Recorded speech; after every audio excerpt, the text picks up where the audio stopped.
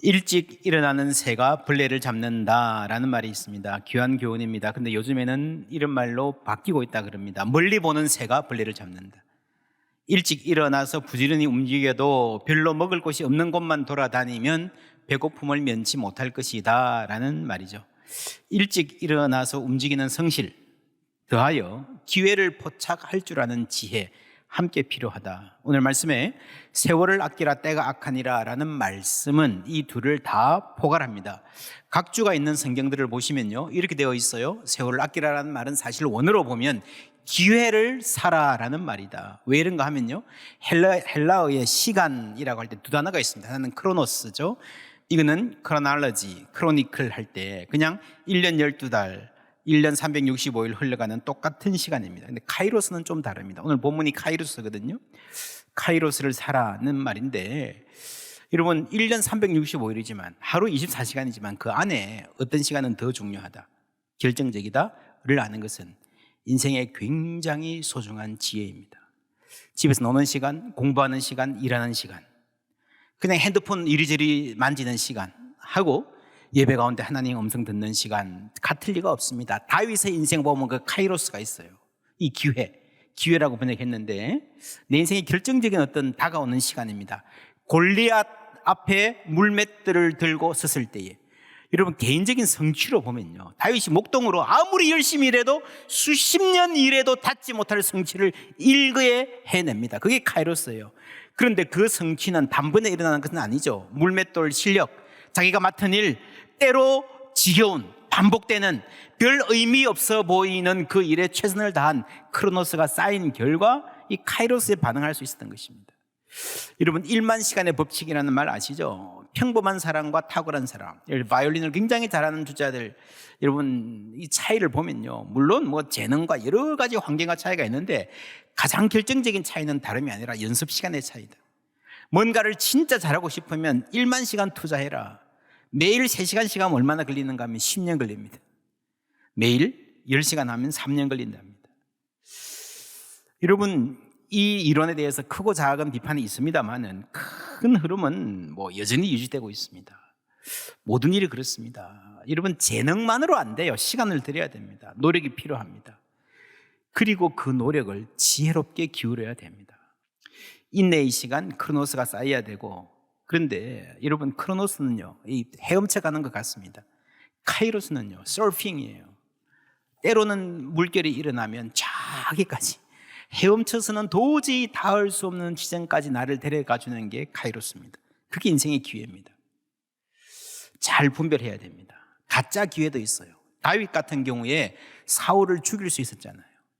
많은 참모들이 이것이 기회입니다, 이것이면 이때까지 오해받고 쫓겨다니던 것, 인생 계속 말리던 인생 단번에 역전할 수 있는 기회입니다 했는데 아니었죠.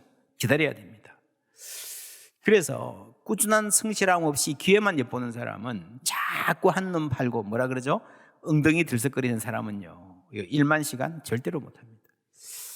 이거 함께 가야 됩니다. 때가 악하니라 라는 말은요, 어떤 성경에 보니까 the season is unfavorable 이라고 했습니다.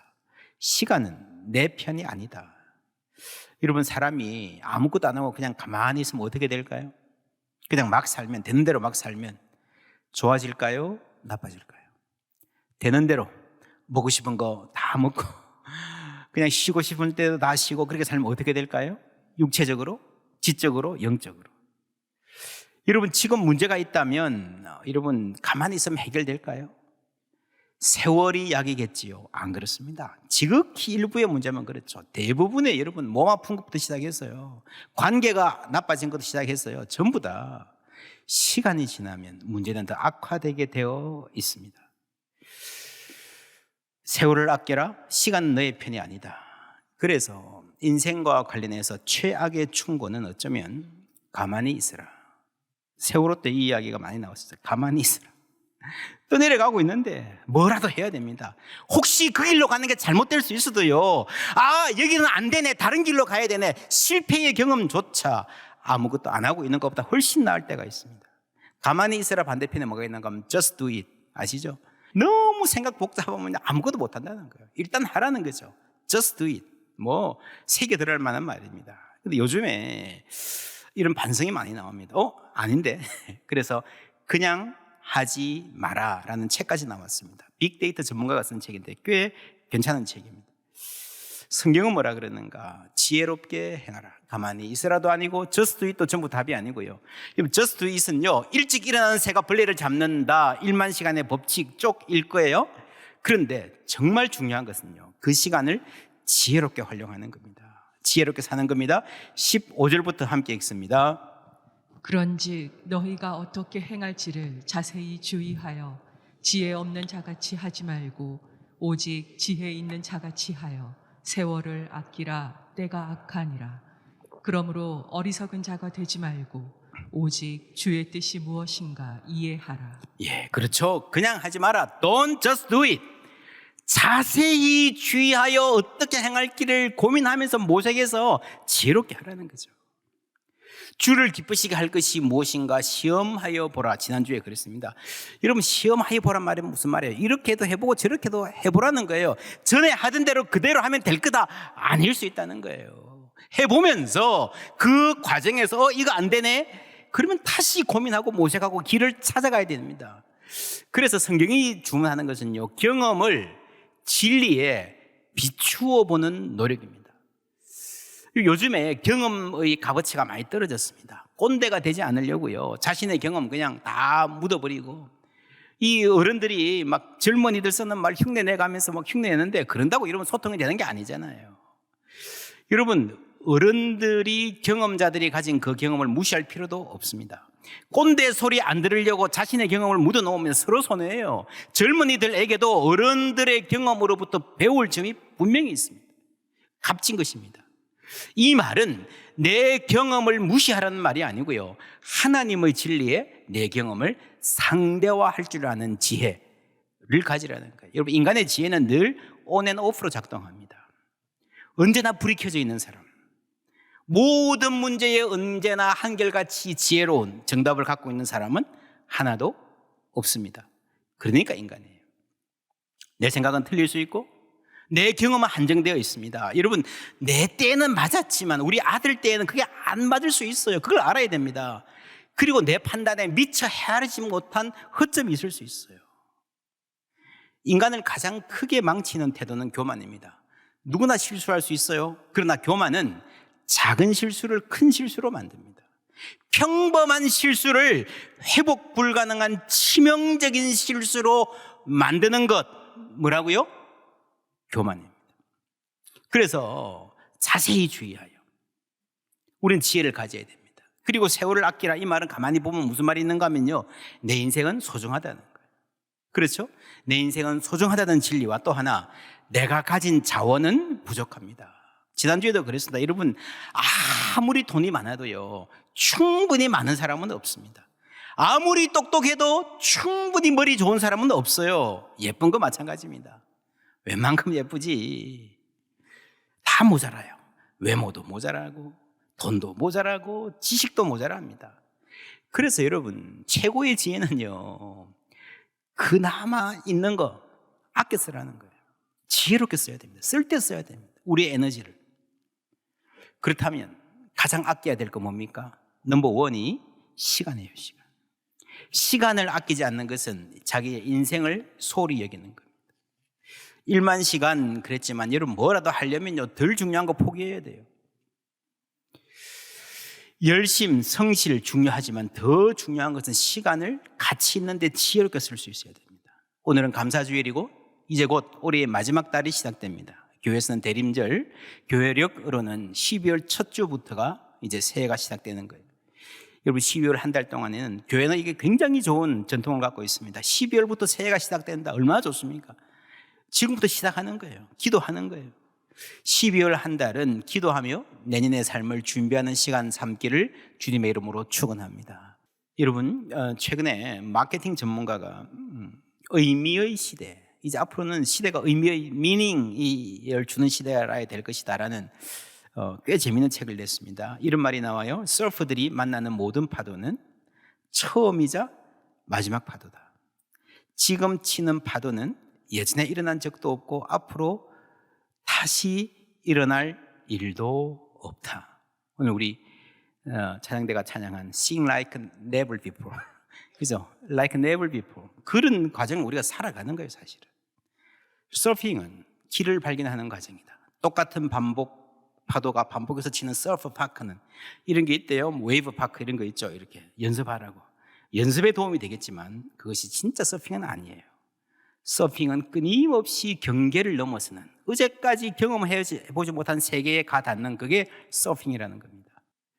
그래서 역사 가운데, 아니 내 인생 가운데서 하나님이 일으키시는 그 파도, 카이로스라는 기회, 그것을 우리가 분별할 수 있어야 됩니다. 한두 번 넘어졌다고 포기하지 말고 다시 일어나 새로운 파도를 기대하는 우리가 되었으면 좋겠습니다. 하나님이 내 인생에 주시는, 다가오시는 그 기회, 그걸 발견하고 그를 서핑하면서 만들어가는 거예요. 소중한 인생을 낭비하지 말자, 이게 오늘 주제인데요. 여러분, 인생을 가장 크게 낭비하게 하는 것이 뭘까요? 18절 함께 읽습니다. 술 취하지 말라. 이는 방탕한 것이니 오직 성령으로 충만함을 받으라. 아멘.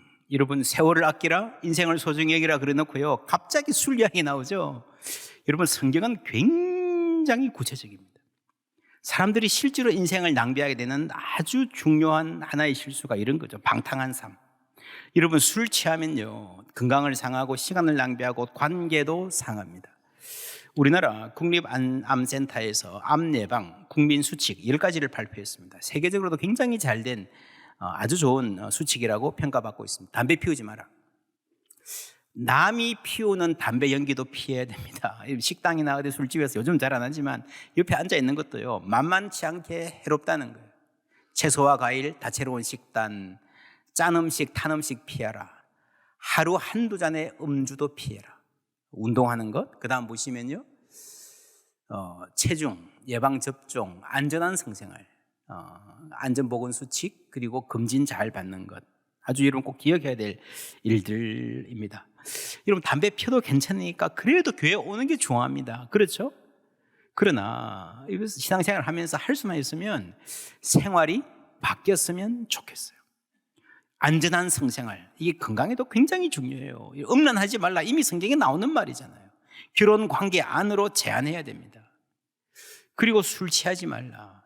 술은 담배와 함께 WHO 산하 기구 국제암연구소가 인체에 대한 발암성 근거가 충분하다고 분류한 1군 발암 물질에 속한다. 그래서요, 여러분, 술 광고 아예 법적으로 못하게 하는 나라가 선진국 중에 많이 생기고 있습니다. 우리나라는 너무 많죠.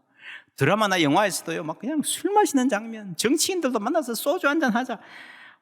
그게 특별히 한국의 술 문화가 얼마나 여러분 지저분합니까? 술김에 여러분 실수하는 사람들 많잖아요. 과거에는 한두 잔 정도의 음주는 괜찮다고 했지만 WHO와 유럽 선진국의 음주 가이드라인 개정 이후 WHO는 건강을 위해서는 적정 음주는 없다. 가장 건강한 습관은 소량의 음주도 하지 않는 것이라고 선언했다. 암을 예방하기 위해서는 술은 전혀 마시지 말아야 한다. 국립암센터에서 공식적으로 발표한 내용입니다. 올해 나온 이야기죠. 여러분, 술 마시지 마세요 목회자가 그러면 술 마시면 지옥 갑니까? 아니요, 괜찮습니다. 구원받는데 전혀 상관없습니다. 담배 펴도요, 담배 피면서 충분히 천국 갈 수 있습니다. 그러나 여러분, 안 좋은 거잖아요. 좋지 않은 것. 그래서 우리 교회는 모든 멤버들에게 이런 자유를 드리지만 교회 항존직, 안수집사, 권사, 장로로 세움받을 때는요, 철저하게 이 부분에서 모범을 보이는 사람에 한해서 안수를 줍니다. 우리의 신앙이 하나님의 뜻이 하나님이 허락하시는 것, 이 아니라, 물론 중요하지만 허락은 하시지만 기뻐하시지 않는 게 있을 수 있어요. 그래서 하나님이 기뻐하시는 쪽에 맞추어줘야 된다. 지난번에 그랬습니다. 에베소서에도 성령을 근심하게 하지 말라는 물론이고 주를 기쁘시게 할 것이 무엇인지 노력해서 모시게 하라는 거예요. 여러분, 아이들이 우리 엄마 걱정하실 일은 안 해야지 좋지만, 그것도 가상하지만 나아가서 부모님이 기뻐하실 일을 하겠다 그러면 얼마나 좋겠습니까? 그 인생이 축복받는 거예요. 술 취하지 말라. 술 취하면 성령 하나님 걱정하실걸요? 그러나 그게 거기서 그치지 말고 성령 충만하란 말입니다. 에베소서를 쭉 읽어보면요, 중요한 권면들이 대부분 다 쌍으로 되어 있습니다. 도둑질하는 자는 다시 도둑질하지 말고 돌이켜. 함께 읽을게요. 돌이켜 가난한 자에게 구제할 수 있도록 자기 손으로 수고하여 선한 일을 하라. 아멘. 예, 제가 앞부분 읽으면 여러분 뒷부분 함께 읽어주십시오. 무릇 들어온 말은 너희 입 밖에도 내지 말고 오직 덕을 세우는 데 소용되는 대로 선한 말을 하여 듣는 자들에게 은혜를 끼치게 하라. 하나님의 성령을 근심하게 하지 말라. 주를 기쁘시게 할 것이 무엇인가 시험하여 보라. 누추함과 어리석은 말이나 희롱의 말이 마땅치 아니하니 오히려 감사하는 말을 하라. 술 취하지 말라. 이는 방탕한 것이니. 오직 성령으로 충만함을 받으라. 여러분 이렇게 보면 보이죠? 나 도둑질 안 해. 그래요, 잘하는 일입니다. 그러나 여러분 그게 그렇게 자랑스럽지는 않습니다. 거기서 그치지 말고 내 손으로 열심히 일하고 그것으로 열매를 나누라는 거예요. 여러분 일하는 게 힘들지만 그것을 뛰어넘는 보람과 기쁨이 있어요. 일에는 인간은 본래 일을 해야 행복을 느낍니다. 자기 손으로 수고해서 선한 일을 하는 기쁨을 알면 그 자부심으로 차 있으면요, 도둑질 유혹은 자연스럽게 이기는 거예요. 불로소득의 유혹을 저만치 넘어서는 거예요. 음란하지 말아야지 그것만이 아니라 이런 참 사랑의 기쁨, 가정의 행복, 그 소중함을 알면요, 음란과 가정을 흔드는 부정한 사랑의 유혹을 넘어서게 되는 거예요. 선을 그을 수 있는 거예요, 단호하게. 그래서 우리는 죄 짓지 않으려고 노력하지 말고 하나님을 기쁘시게 하려고 노력해야 되는 줄 믿습니다. 열매하지 말라 그랬잖아요. 열매를 쫓아내려고 노력하지 마세요. 예수님 그러셨어요. 먼저 하나님의 나라와 의를 구하라. 할렐루야. 내 마음의 간절한 소망으로 하나님 나라와 의를 구하며 살면요, 염려는 멀어지게 돼 있습니다. 작아지게 돼 있습니다. 여러분 성령 충만하면요, 술 먹고 싶은 생각 안 납니다. 여러분 술은 그냥 다른 음식이나 음료와 본질적으로 다릅니다. 뭐가 다른가 하면요, 들어가면 사람을 꽉 채웁니다. 여러분 커피나 콜라 마셨다고 해서 표시 안 나잖아요. 콜라 마시고 여러분 1시간 후에 어디 가면 당신 콜라 마셨지? 누가 그럽니까? 물론 몸에 나쁘지만 그건 표시는 안 나요. 근데 술은요, 숨길 수 없어요. 냄새도 나고 얼굴도 부어지고 사람의 생각과 감정과 판단력, 행동이 바뀝니다. 음주운전에도 걸립니다. 이 술은요, 사람 전체에 영향을 끼치는 거예요. 전인적 영향. 이 술은 전인적 영향. 몸의 모든 핏줄에, 모세혈관의 세포에, 이런 판단력에, 감성에 다 영향을 끼칩니다. 점잖은 사람이 술 취하면요, 상스러워지고, 품이 있는 사람이 술 취하면 폭력적이 되기도 합니다. 판단력이 흐려집니다. 안 해야 될 말을 하고 안 할 행동을 하게 됩니다. 그래서 술은 완전히 다른 사람으로 만들어 놓는 거예요. 그게 알코올 충만이죠. 사람을 꽉 채운다는 말입니다. 정반대의 의미로 성령은 사람의 모든 면을 바꾸어 놓는 줄 믿습니다. 그래서 술 취하는, 술에 충만한 삶과 성령 충만한 삶이 선명하게 대비가 되기 때문에 이 말씀하시는 거예요. 어떻게 우리가 성령 충만하는가? 3가지 오늘 말씀에 비추어 보면, 첫 번째 말씀입니다. 어떻게 행할지 자세히 주의하여 오직 주의 뜻이 무엇인가 이해하라. 말씀이죠. 두 번째, 시와 찬미와 신령한 노래들, 찬양입니다. 여러분 찬양하는 순간 우리가 그래서 성령 충만을 멀리서 구할 필요 없습니다. 교회 와서 예배 시간에 찬양하잖아요. 그 하나하나에 마음을 담아서 하나님께 올려보십시오. 찬양 가운데 하나님 나라가 임할 줄 믿습니다. 하나님의 샬롬 다스림이 임하고 우리가 찬양 가운데 성령 충만해지는 거예요. 서로 화답하며 공동체죠. 성결한 공동체입니다. 그러므로 그들과 함께하는 자 되지 말라. 그리스도를 경외함으로 피차 복종하라. 이게 공동체의 삶의 중요성을 말하는 겁니다. 에베소서 말씀 전체가 공동체에 대한 말씀입니다. 3절 함께 읽습니다. 음행과 온갖 더러운 것과 탐욕은 너희 중에서 그 이름조차도 부르지 말라. 이는 성도에게 마땅한 바니라. 그렇죠? 너희 중에서 성도에게 우리가 함께 성결 깨끗해져 가는 겁니다. 하나님은 우리에게 거룩하게 살라 그러시고요, 그렇게 살 수 있는 자원을 공급해 주십니다. 부모가 자녀에게 공부하라 그럴 때에 정말 책임 있는 부모라면요, 뒷바라지 해주잖아요. 공부하라 그랬다면 학비도 내주고 책도 사주고 밥도 먹여주잖아요. 배고파서 밥 먹기 위해서 아르바이트 해야 되면 공부하겠습니까? 안 되잖아요. 하나님은 우리가 거룩하게 살기 위해서 필요한 모든 것 공급해 주시는 줄 믿습니다. 골로새서 3장 16절 다 같이 읽습니다.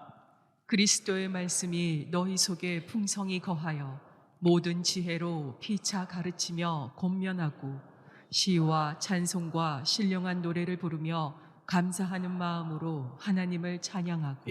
여기 똑같이 나오죠? 그리스도의 말씀, 그리고 시와 찬송과 신령한 노래, 모든 지혜로 피차 가르치는 공동체, 말씀과 찬양과 공동체를 우리에게 주십니다. 이 도움들을 통해서 우리가 이미 하고 있는 이 교회 안에서의 신앙생활을 통해서 우리로 하여금 성령 충만하게 하고 복된 삶을 살 수 있도록 길을 만들어 주시는 거예요.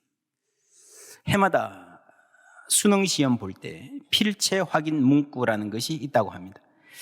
모든 수험생들이 자기 필체로 시간마다 써야 되는 문구입니다. 올해는 가장 넓은 길은 언제나 내 마음속에 있다라는 문장, 양광모의 시에 나오는 말입니다. 여러분, 수험 시험 보러 가서 앉아있는 아이들 마음이 어땠을까요? 내 인생에는 어떤 길이 열릴까? 탄탄대로가 아닐 것 같아서 답답하죠. 이 시험을 잘 보아야 내 인생의 길이 열릴 텐데 어떡하나 걱정하고 있는 아이들한테 가장 넓은 길은 언제나 너의 마음속에 있다. 이런 우리는 세상에서 길을 찾느라고요, 너무 바빠서, 너무 신경이 많이 써있어. 어디 입시가 어떻고 어떤 직종이 유망하고 그거 찾느라고 나를 들여다보는 시간을 잊어버렸습니다. 내 속에 있는 보배를 잘 몰라요. 여러분, 내 안에 뭐가 들어있는가 하는 것을 들여다보는 것을요, 성찰이라고 합니다. 내가 이걸 갖고 어떻게 살아야 될지 자세히 주의하는 지혜, 그것이 바로 성찰입니다. 오늘 감사절입니다. 여러분 아십니까? 성찰이 깊은 사람이 감사도 깊습니다. 아프리카 선교사님들 우물 파는 소식 저는 참 자주 듣는데 들을 때마다 참 감동적이고, 그 바짝 마른 땅에서 50m, 70m, 100m 파도요, 물이 안 나와요. 근데 100몇십 m 파니까 막 샘물이 터져 나왔습니다. 얼마나 온 동네가 축제. 맑은 샘물이 쾅쾅쾅 터져 나오는 거. 여러분, 감사도 그와 같습니다. 여러분, 생각 없이 감사할 수 있습니다. 감사하라 그러니까. 그런데 그 감사는요, 이 표층수 같아요. 표층수.